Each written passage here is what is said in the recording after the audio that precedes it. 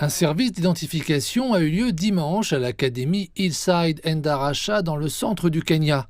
Dans la nuit de jeudi à vendredi, un violent incendie a en effet ravagé un dortoir de l'école dans lequel dormaient plus de 150 garçons, tuant plus de 20 d'entre eux.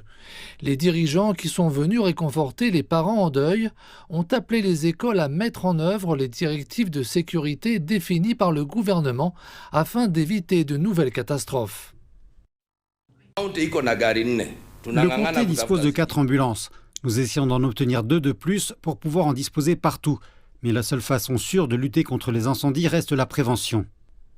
Les autorités ont confirmé qu'au moins 21 jeunes élèves avaient péri dans l'incendie. 19 garçons sont morts dans l'incendie et 2 ont succombé à leurs blessures au cours de leur hospitalisation.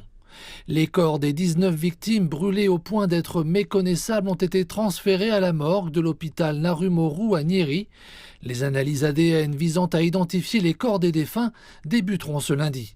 La ministre kenyane de la Santé a exhorté les familles touchées à continuer à chercher de l'aide.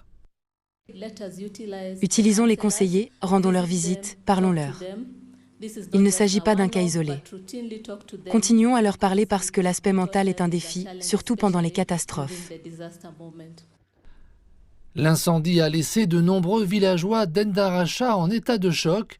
Clément Gachu dit que ses enfants qui fréquentent cette école en tant qu'externes sont incrédules, sachant que certains de leurs camarades de classe ou certains amis ne reviendront peut-être jamais à la réouverture de l'école.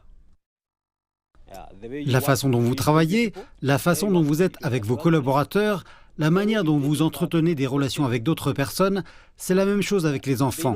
Ils les connaissent par leur nom, leur façon de s'asseoir et de jouer. Ce sera difficile d'effacer ces souvenirs.